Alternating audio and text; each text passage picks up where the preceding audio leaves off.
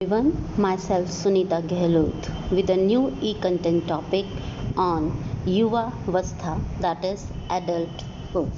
Let's start with the meaning of adulthood. युवावस्था एक अत्यंत महत्वपूर्ण अवस्था है क्योंकि जीवन की सबसे अधिक जिम्मेदारियों का वहन इसी समय किया जाता है। यह अवस्था 18 से 20 वर्ष से लेकर 45 वर्ष तक की होती है। इसकी प्रारंभिक अवस्था संघर्ष की अवस्था है। मनुष्य अपने जीवन यापन का स्वरूप का निश्चय इसी दौरान करता है। उसी समय उसे आर्थिक अर्जन के बारे में सोचना होता है। इसके अतिरिक्त अपना जीवन साथी चुनकर गृहस्थी भी जमानी है। इन चुनौतियों का सामना करने और अन्य बाधाओं से संघर्ष करने के कारण उस पर अनेक प्रकार के दबाव होते हैं, जिसके कारण उसे बहुधा शारीरिक और मानसिक तनाव व थकान का एहसास होता है। इस अवधि के दौरान निश्चित समय पर कुछ शारीरिक और मानसिक परिवर्तन भी आते हैं। हर लोग 40 वर्ष की आयु को युवावस्था और प्रौढ़ावस्था के बीच की विभाजक रेखा मानते हैं। मनोवैज्ञानिकों ने प्रौढ़ावस्था को कानून के अनुसार 21 वर्ष की आयु से लेकर जीवन के अंत तक की अवस्था माना है। इतनी लंबी विकास की अवस्था में निश्चित रूप समय पर व्यक्ति में कुछ शारीरिक और मानसिक परिवर्तन होते हैं। अतः इन परिवर्तनों के प्रकार के अनुसार प्रौढ़ावस्था को कुछ उप अवस्थाओं में बांटा गया है, जिनमें प्रत्येक के अलग अलग शारीरिक और मानसिक लक्षण होते हैं तथा सांस्कृतिक दबाव व अपेक्षाओं से पैदा होने वाली अलग अलग समायोजन से संबंधित समस्याएं भी होती हैं। अतः इस आधार पर प्रौढ़ावस्था को निम्नलिखित भागों में बांटा जा सकता है। पहला, पूर्व प्रौढ़ावस्था, जिसे प्री अडल्टहुड भी कहते हैं। परिपक्वता की कानूनी आयु से लगभग जीवन के 40वें वर्ष तक की अवस्था प्री एडल्टहुड के नाम से जानी जाती है। मध्य प्रौढ़ावस्था, जिसे मिडल एडल्टहुड भी कहेंगे, जीवन के 40वें वर्ष से 60 वर्ष तक की अवस्था को मध्य प्रौढ़ावस्था कहा जाता है। लेट प्रौढ़ावस्था या एडल्टहुड यानी जो उत्तर प्रौढ़ावस्था है, जिसे वृद्धावस्था का नाम भी दिया गया है, जीवन के 60 वर्ष से लेकर व्यक्ति की मृत्यु पर्यंत तक की अवस्था है। एडल्ट शब्द की उत्पत्ति लैटिन क्रिया एडल्टस से हुई है, जिसका अर्थ संपूर्ण शक्ति एवं आकार से बड़ा होना है। इस प्रकार परिपक्व अर्थात प्रौढ़ वह व्यक्ति है जिसने अपनी बुद्धि पूर्ण कर ली है एवं समाज के अन्य प्रौढ़ों के समान वह उस स्तर को प्राप्त करने के लिए तैयार है। प्रौढ़ावस्था की पहचान व्यक्ति में होने वाले शारीरिक एवं मानसिक लक्षणों के आधार पर की जाती है। जैसा कि तरुणावस्था में लैंगिकता से अलैंगिकता की मानी जाती है, परिणाम स्वरूप प्रौढ़ावस्था जीवन की एक लंबी अवधि होते हुए भी उसे जीवन की दूसरी अवस्थाओं से बहुत अच्छे तरीके से अलग करना मुश्किल है। अब आता है कि प्रौढ़ावस्था की विशेषताएं। जिसे युवावस्था भी बोलते हैं, इसके कुछ विशेषताएं हैं। युवावस्था का प्रारंभ यौवन का संवेशन अवस्था का प्रारंभिक बिंदु होता है। व्यक्ति अपनी आवश्यक शिक्षा समाप्त कर व्यवसाय की ओर अग्रसर होता है। यह अवस्था 21 वर्ष के बाद प्रारंभ हो जाती है। इस अवस्था की विशेषताएं हैं। पहली, व्यवसाय के चुनाव की अवस्था। युवावस्था में व्यक्ति स्कूली व उच्च स्तरीय परीक्षा पास कर आधुनिक समाज में अपने लिए जगह बनाने के लिए अनुकूल व्यवसाय का चुनाव करता है। इस अवस्था में उसे पता लगता है कि व्यवसाय का चुनाव का काम कितना उलझन भरा है। शिक्षालयों में उचित शिक्षा व प्रशिक्षण के अभाव में उन्हें रोजगार प्राप्त करने के लिए दर दर की ठोकरें खानी पड़ती है और इधर उधर भटकना पड़ता है। व्यावसायिक चुनाव की स्थिरता उसके व्यावसायिक अनुभव और व्यावसायिक मूल्यों पर निर्भर करती है। किशोरावस्था में युवकों की महत्वाकांक्षा ज़्यादा होती है और ऐसा काम चाहते हैं जो उनकी योग्यताओं में नहीं आता। अभिभावकों, शिक्षकों और अन्य परामर्श संस्थाएं यदि उनके अनुकूल व्यवसाय चुनने में सहायता करें तो निश्चित ही वे संतुष्ट हो सकते हैं। दूसरी विशेषता है दाम्पत्य जीवन का प्रारंभ। विवाह संबंध को परिवार के विकास के आधार के रूप में समझा जाता है। अनुकूल व्यवसाय पा लेने के पश्चात इस अवस्था का सर्वाधिक महत्वपूर्ण कार्य साथी का चुनाव कर दाम्पत्य जीवन में प्रवेश करना है। परिवार की संपूर्ण जीवनावधि में यह बहुत बड़ी भूमिका निभाता है। परिवार की सभी सफलता बहुत कुछ पति पत्नी की एक दूसरे के साथ सफलतापूर्वक संबंध बनाने की क्षमता पर निर्भर करता है। विवाह के बाद व्यक्ति एक नए पारिवारिक समूह का अंग बन जाता है। जब व्यक्ति अविवाहित से विवाहित होकर अपनी स्थिति बदल लेता है तथा जीवन पद्धति में भी काफ़ी परिवर्तन हो जाता है तो उससे समायोजन करना आवश्यक होता है। विवाह के लिए भावनात्मक मजबूती तथा परिपक्वता की आवश्यकता होती है। भावनात्मक परिपक्वता दाम्पत्य जीवन की एक महत्वपूर्ण आवश्यकता है। फिर आता है माता पिता और बच्चों के मध्य अंत्यक्रिया की अवस्था। युवावस्था को अंत्यक्रिया की अवस्था भी बोला गया है। युवावस्था में विवाह के पश्चात मातृत्व एवं पितृत्व की भूमिका निभानी पड़ती है। माता पिता और बच्चों के मध्य संबंधों को दृढ़ और मधुर बनाने में माता पिता के शुरुआत वाले प्रयास महत्वपूर्ण भूमिका निभाते हैं। ये संबंध बच्चों के सामाजिक तथा भावनात्मक विकास के लिए आवश्यक हैं। माता पिता और बच्चों के मध्य अंत्यक्रिया को पारिश्रमिक और सामाजिक तंत्र की एक क्रिया के रूप में स्वीकार किया जाना चाहिए। फिर आता है सामाजिक उत्तरदायित्व का निर्धारण। युवावस्था में व्यक्ति का सामाजिक उत्तरदायित्व बढ़ जाता है।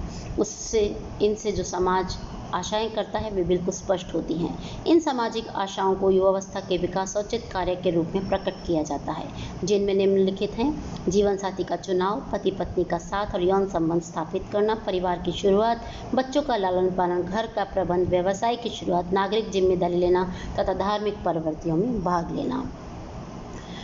फिर आता है रुचियों में परिवर्तन। युवावस्था में व्यक्ति की जीवन प्रणाली बदल जाती है। इस अवस्था में अधिकांश रुचियां वही होती हैं जो किशोरावस्था के अंतिम वर्षों में थी, लेकिन प्रणालियों के बदलने तथा नए मूल्यों की उपलब्धियों का व्यक्तियों की रुचियों पर प्रभाव पड़ता है। ज्यों-ज्यों आयु बढ़ती जाती है त्यों-त्यों खेल कूद, नाच इत्यादि मनोरंजन में रुचि घटती जाती है और इसकी जगह अवकाश के समय पढ़ने, सामाजिक कार्यों और बैठे बैठे की जाने वाली बातों में रुचि होने लगती है। यौन बातों में रुचि पुरुष की रुचि 35 से 40 वर्ष की आयु तक बढ़ती है, फिर कम होने लगती है, जबकि स्त्रियों में यह 30 के बाद से ही घटने लगती है। युवावस्था में रुपये पैसे में रुचि तीव्र हो जाती है, लेकिन युवावस्था के अंतिम वर्षों में आर्थिक रूप से समर्थता और आवश्यकताएं पूरी हो जाने के कारण उसका ध्यान कम हो जाता है। यौन संतुष्टि। युवावस्था यौन संतुष्टि का सर्वोत्तम काल है। व्यक्ति का विवाह हो जाता है, अतः यौन क्रिया पर पारिवारिक और सामाजिक प्रतिबंध नहीं लगता। पुरुषों और स्त्रियों में इस अवस्था में काम प्रवृत्ति शिखर पर पहुंच जाती है। इस समय काम इच्छा तीव्र होती है। मनोवैज्ञानिकों का मानना है कि स्त्री की काम इच्छा के शिखर पर पहुंचने के समय पुरुष की काम इच्छा घटने लगती है। विशेषकर जब पुरुष और स्त्री की आयु में अधिक अंतर हो तो वैवाहिक जीवन में समायोजन भी कठिन हो जाता है। तो ये थी युवावस्था की कुछ विशेषताएं। अब आता है प्रौढ़ावस्था के विकासात्मक कार्य। प्रौढ़ावस्था के विकासात्मक कार्य निम्नानुसार है। ये कार्य डेवलपमेंटल टास्क कहलाते हैं, जो कि हर प्रौढ़ व्यक्ति को इनसे होकर गुजरना पड़ता है। पहला है जीवन साथी का चुनाव। उचित जीवन साथी का चुनाव इसमें महत्व रखता है। जीवन साथी के साथ रहना सीखना यानी समायोजन, परिवार कायम करना यानी परिवार को आगे बढ़ाना, बच्चों का पालन यानी उनका रियरिंग करना, समाज की उचित पालन पोषण करना, परिवार का प्रबंध करना। इसमें माता और पिता दोनों की भूमिका होती है। माता घर का कार्य तथा पिता आर्थिक रूप से परिवार को संबल बनाने में मदद करता है। किसी व्यवसाय में प्रवेश करना, नागरिक उत्तरदायित्व संभालना, जिसमें समाज के विभिन्न कार्यक्रमों और समाज का हिस्सा बनना होता है। कोई अनुकूल सामाजिक समूह ढूंढ लेना यानी सोशल ग्रुप्स बना के उनमें अपनी कार्यविधि को करना। प्रौढ़ की नागरिक और सामाजिक जिम्मेदारी प्राप्त करना। इस समय व्यक्ति जब उम्र ले लेता है, थोड़ी बढ़ती उम्र के साथ उसे एक सामाजिक जिम्मेदारियां मिलनी शुरू हो जाती है। जीवन का एक आर्थिक मानक स्थापित करना और उसे बनाए रखना यानी अपने लाइफस्टाइल में एक स्तर बनाना, एक स्टेटस बनाना, जिससे कि उसकी उस समूह में पहचान हो जाती है। अपने लड़के लड़कियों को जिम्मेदार तथा सुखी बनाने में सहायता करना। ये लॉन्चिंग पीरियड भी होता है। यहाँ पर अपने बच्चों का जो व्यक्ति माता पिता हैं वो कैरियर बनाने में मदद करते हैं और आगे उनकी शादी ब्याह करके उन्हें जिम्मेदार और सुखी बनाने में सहायता देते हैं। अवकाश के समय प्रौढ़ोचित कार्यों को सीखना। अवकाश यानी जब इसका उत्तर प्रौढ़ावस्था आती है तब तक आदमी रिटायरमेंट की तरफ बढ़ जाता है, तो ऐसे समय में वो अपने अवकाश के समय को प्रौढ़ोचित कार्यों में बांट सकता है और उससे सीख सकता है। तो ये थी प्रौढ़ावस्था के कुछ विकासात्मक कार्य। अब आता है माता पिता के उत्तरदायित्व यानी रिस्पॉन्सिबिलिटीज ऑफ पेरेंट्स। परिवार में माता पिता की भूमिका उतनी ही है जितनी कि वह एक माली को पौधों की देखभाल की। मातृत्व पितृत्व की भूमिका से निवृत्त होना अधिकतर अभिभावकों के लिए बड़ा ही कठिन कार्य समझा जाता है। परिवार के प्रकार के आधार पर परिवार की कुछ जिम्मेदारियां होती हैं जिन्हें निभाना परिवार के सदस्यों का उत्तरदायित्व होता है, जिनमें माता पिता की विशेष भूमिका होती है। माता पिता यह जिम्मेदारी तभी पूरी कर सकते हैं जबकि परिवार का प्रत्येक सदस्य व्यक्तिगत रूप से इन्हें सहयोग करे। यदि परिवार का प्रत्येक सदस्य सहयोग नहीं करेगा और जिम्मेदारी के प्रति उदासीन रहेगा तो धीरे धीरे परिवार विकृत एवं विघटित होना शुरू हो जाता है।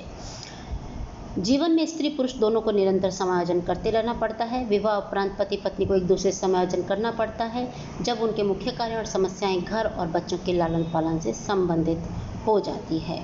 माता पिता की भूमिकाएं बच्चों के पालन पोषण के दौरान बदल जाती है। माता का स्थान पिता और गुरु से उच्च ईश्वर के तुल्य बताया गया है। माता के त्याग के सामने ईश्वर भी नतमस्तक होता है। मातृप्रधान परिवारों में परिवार या वंश माँ के नाम से चलता है।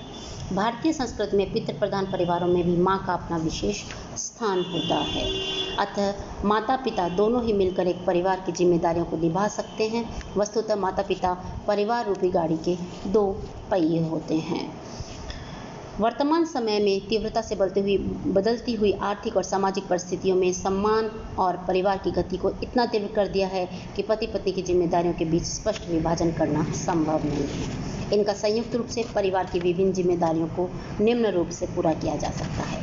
आयोजक के रूप में, जैसे पहले पति पत्नी का आयोजक के रूप में उत्तरदायित्व सबसे अधिक महत्वपूर्ण होता है। केवल परिवार में ही नहीं बल्कि प्रत्येक क्षेत्र में आयोजक का रूप एक विशेष महत्व रखता है।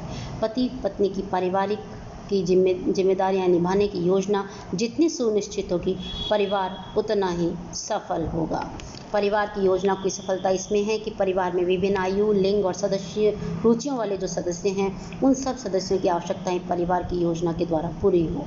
यदि सभी सदस्यों की आवश्यकताएं उनकी मांग के अनुसार पूरी नहीं होगी तो ऐसी योजना परिवार के संचालन के अनुकूल नहीं मानी जाती है। फिर आता है संगठनकर्ता के रूप में। परिवार के लिए गठित योजना कितने सफल रूप में क्रियान्वित होती है ये इस बात पर निर्भर करता है कि माता पिता अथवा पति पत्नी परिवार में उपलब्ध साधनों का संगठन किस प्रकार करता है।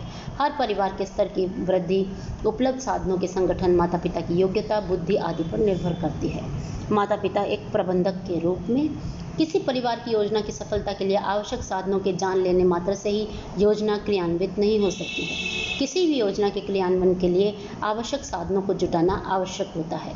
एक कुशल माता पिता परिवार के विभिन्न क्रियाओं को पूरा करने के लिए आवश्यक साधनों को इस प्रकार जुटाता है कि कम से कम श्रम और धन के द्वारा वह पारिवारिक क्रियाओं को पूरा कर सके।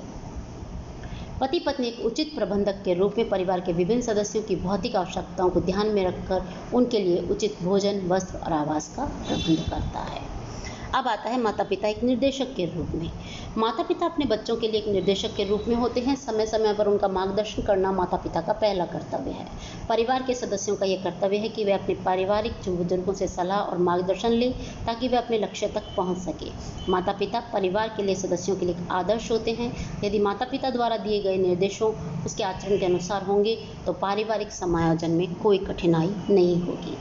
माता पिता संयोजक के रूप में प्रत्येक माता पिता अपने परिवार के साथ सामंजस्य बनाकर चलते हैं। आपसी तालमेल के बिना पारिवारिक समायोजन करना बड़ा ही मुश्किल होता है। प्रत्येक परिवार की कुछ मान्यताएं और सामाजिक क्रियाकलाप होते हैं जिनका निर्वाह वह एक संयोजन के रूप में करते हैं। किसी कार्य को नियोजित करने में और उसे क्रियान्वयन करने में कितना समय लगेगा यह माता पिता संयोजक के रूप में आसानी से जान सकते हैं क्योंकि अभिभावक ही परिवार के प्रत्येक सदस्य के क्रियाकलापों में सक्रिय रूप से भाग लेते हैं। माता पिता एक निर्माणक के रूप में परिवार में माता पिता की रचनात्मक एवं क्रियात्मक सोच ही एक परिवार के सदस्यों को कलात्मक बनाती है। परिवार को बनाने में अभिभावकों की रुचि उनके व्यक्तित्व की ललक होती है। उदाहरण के लिए कुशल दंपति गृह सज्जा में कला का प्रयोग कर धन व्यय करके बाजार से नवीन वस्तुओं को खरीद कर नहीं करता बल्कि कुशल दंपति परिवार में उपलब्ध साधनों का प्रयोग कर घर की सज्जा को कलात्मक रूप दे सकता है। परिवार के सदस्यों के शारीरिक मानसिक व सामाजिक विकास का ध्यान भी रखना होता है। परिवार का शिक्षक के रूप में उत्तरदायित्व माता पिता परिवार में परिवार में माता पिता के रूप में ही अपनी जिम्मेदारी नहीं निभाते, बल्कि एक शिक्षक के रूप में भी उनकी कुछ जिम्मेदारियां होती हैं। किसी ने सत्य ही कहा है, बालक के लिए परिवार पहली पाठशाला है जहां बालक जीवन की प्रथम शिक्षा को प्राप्त करता है। विद्यालय में बालक को किताबी ज्ञान प्राप्त होता है, लेकिन परिवार एक ऐसा मंदिर है जहां बालक को व्यवहारिक, सामाजिक एवं नैतिक ज्ञान प्राप्त होता है। माता पिता की दी हुई शिक्षा जीवन पर्यंत तक बनी रहती है एवं उसकी छाप से ही बालक का व्यक्तित्व बनता है। बालक उठना बैठना, खाना पीना, चाल ढाल, नैतिक सामाजिक विकास बालक अपने परिवार से ही सीखता है। माता पिता का शिक्षक रूप तभी सफल हो सकता है जब वे अपने परिवार के सदस्यों को मानवीय गुण और समाज के तौर तरीकों से परिचित करा सके। अतः परिवार की व्यवस्था में माता पिता का मुख्य उत्तरदायित्व रहता है और उनके साथ साथ परिवार के विभिन्न कार्यों में विभिन्न सदस्य अपनी योग्यता और शक्ति के अनुसार सहयोग देते हैं। अब आता है अभिभावक प्रविधियाँ, जिन्हें पेरेंटल टेक्निक्स भी बोला जाता है। ये मुख्यतः 3 प्रकार की होती है। प्रभुत्वात्मक प्रविधि, जिसे निरंकुश, ऑटोक्रेटिक या ऑथोरिटेरियन टेक्निक भी बोला जाता है। दूसरा आता है प्रजातांत्रिक प्रविधि, जिसे डेमोक्रेटिक टेक्निक बोला जाता है। और तीसरी आती है अनुमतिपूर्ण प्रविधि। पहली है प्रभुत्वात्मक प्रविधि, जिसे निरंकुश टेक्निक भी बोला जाता है। यदि माता पिता बालक के साथ प्रत्येक कार्य, व्यवहार आदि में निरंकुशता बरतेंगे तो बालक का उचित विकास नहीं हो सकता। निरंकुश बर्ताव करने वाला माता पिता अपने बालकों पर नियंत्रण रखते हैं तथा अपने आदेश के अनुरूप उनसे कार्य करवाते हैं। बड़े होकर ऐसे बालक या तो बहुत सीधे बनते हैं या बहुत तेज, दूसरों पर हुक्म चलाने वाले।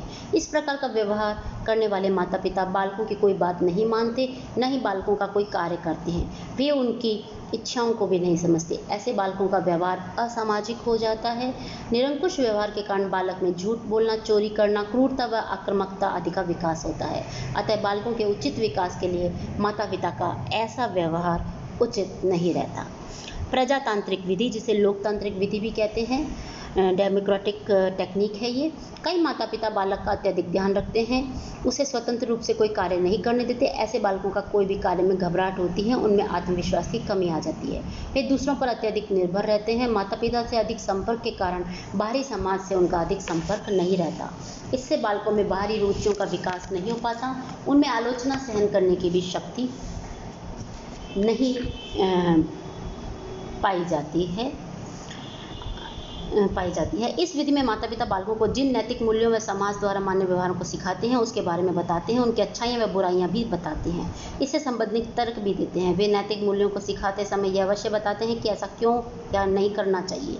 यदि बालक ऐसा अपेक्षित व्यवहार नहीं करेगा तो क्या क्या नुकसान हो सकते हैं।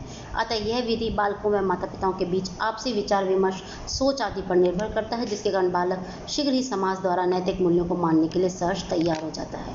यदि बालक कोई अनुचित अथवा गलत कार्य करता है, तब माता पिता बालक को कठोर दंड नहीं देते हैं, बल्कि उसके परिणामों को बताते हैं और प्यार से समझाते उसे दोबारा न करने की हिदायत दी जाती है। तीसरी विधि आती है अनुमतिपूर्ण प्रविधि।